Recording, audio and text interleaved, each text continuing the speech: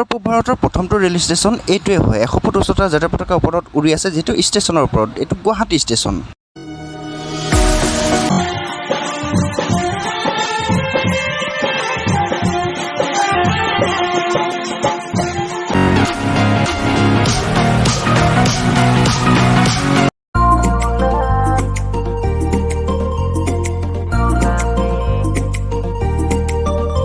হে বন্ধুসকল, স্বাগতম জনাইছোঁ। এতিয়া যিহেতু মই গৈ আছোঁ অলপ বাহিৰত মানে ক'ব গ'লে কলিকতা গৈ আছোঁ। কলিকতা তাৰ আগতে আপোনালোকক দেখাওঁ গুৱাহাটীৰ অলপমান পৰিৱেশ, অকণমান অংশ মানে গুৱাহাটীৰ কিছুমান আছে ন জেগা তেনেকুৱা চাবলগীয়া। যিহেতু এতিয়া মই আছোঁ গুৱাহাটী ষ্টেচনৰ কিছুমান অংশ অকণমান জেগা আপোনালোকক দেখাই দিম। চাই দিব ভিডিঅ'টো শেষলৈকে, বলক। হয় বন্ধুসকল, গুৱাহাটী ৰেলৱে ষ্টেচনৰ ওপৰেৰে দেখিছে এয়া 100 ফুট উচ্চতাৰ জাতীয় পতাকা উৰি আছে। উত্তৰ পূব ভাৰতৰ প্ৰথমটো ৰেল ষ্টেচন এইটোৱে হয়। 100 ফুট উচ্চতাৰ জাতীয় পতাকাৰ ওপৰত উৰি আছে, যিটো ষ্টেচনৰ ওপৰত। এইটো গুৱাহাটী ষ্টেচন। বন্ধুসকল, একদম নিচেই কাষতে লাগি আছে ষ্টেচনৰ পল্টন বজাৰ এইটো নেপালী মন্দিৰ দেখিছে। নেপালী মন্দিৰ এইটোৱে হয়। আৰু পল্টন বজাৰ অকণমান চাই লওঁ আহক।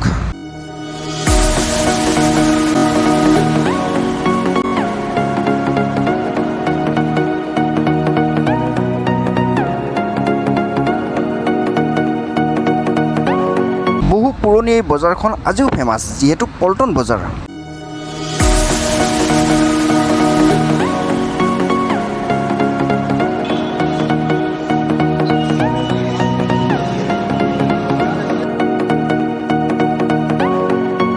এতিয়া ষ্টেচনৰ ভিতৰত প্ৰৱেশ কৰিম। এতিয়া যিহেতু আজি যাত্ৰা কৰিম ট্ৰেইনেৰে যাত্ৰা কৰিম, সেইকাৰণে ষ্টেচনটো আপোনালোকক দেখাই দিছোঁ, বলক। এয়া যে দেখিছে মানুহবোৰ বহি আছে, এয়া হৈছে যাত্ৰী। যিহেতু তেখেতলোকৰ ট্ৰেইন আহি পোৱা নাই, সেইকাৰণে অপেক্ষা কৰি আছে ট্ৰেইন অহালৈ। এনেদৰেই এয়া হৈছে আমাৰ গুৱাহাটী পৰিৱেশ এনেকুৱাই। গুৱাহাটী যিহেতু গুৱাহাটী ষ্টেচনটো এনেকুৱাই আছে।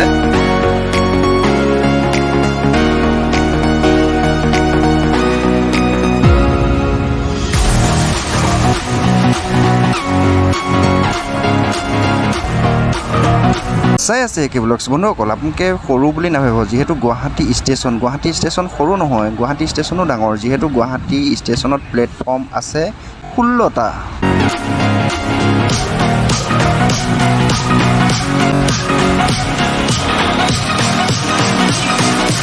যিহেতু ট্ৰেইনেৰে যাত্ৰা কৰিম, ট্ৰেইনেৰে যাত্ৰা কৰাতে এতিয়া ষ্টেচনত এইদৰে ট্ৰেইনৰ কাৰণে অপেক্ষাত আছোঁ।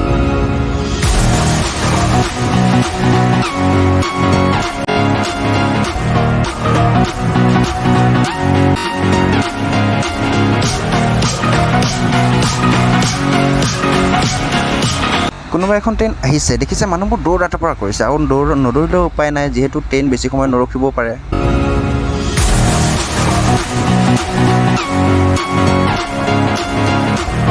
বন্ধুসকল, এইখনেই হৈছে সেই ট্ৰেইনখন যিখনৰ কাৰণে অপেক্ষা কৰি আছিলোঁ। কোৱা স্পেচিয়েল, যিহেতু গৈ আছোঁ এতিয়া কলিকতা। এয়া এতিয়া উঠি আছোঁ ট্ৰেইনত।